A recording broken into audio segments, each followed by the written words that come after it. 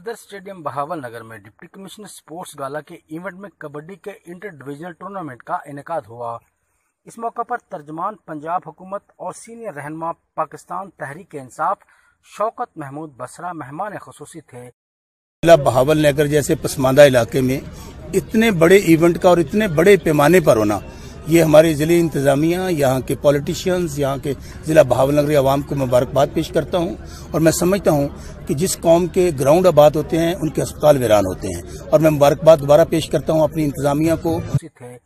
Deputy commissioner Shoaib Khan Jadoon, assistant commissioner اور district sports officer عامر حمید و دیگر افسران کے علاوہ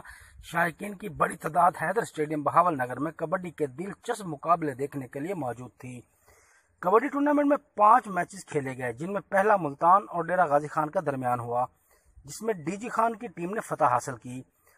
تمام وہ لوگ جو گالا سپورٹس کو منعقد کرانے میں جن کا کردار ہے، ان کو ہم ہارون آباد کی جانب سے، فوٹ عباس کی جانب سے اور ضلع بہاول نگر کی جانب سے ان کو خراج تحسین پیش کرتے ہیں، اور انشاءاللہ سی ایم صاحب سے کہیں گے کہ ہمارے علاقہ ضلع بہاول نگر کے لیے سپورٹس کے حوالے سے اور فیسلٹیز دیں، تاکہ یہاں پر اور فیسلٹیز آئیں گی تو ہمارے نوجوان بھی نیشنل لیول پہ جا کے سپورٹس میں ریپرزینٹیشن کر سکیں گے۔ تو یہ سپورٹس گالا میں سمجھتا ہوں کہ مستقبل میں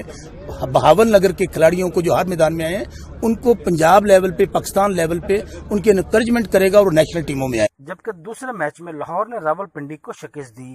تیسرے میچ میں گجرانوالہ نے سرگودا کو ہرایا، جبکہ چوتھے میچ میں ساہیوال نے بہاول پور کی ٹیم کو شکست دی۔ پانچویں اور آخری میچ میں فیصل آباد کی ٹیم نے ڈی جی خان کو شکست دے کر فتح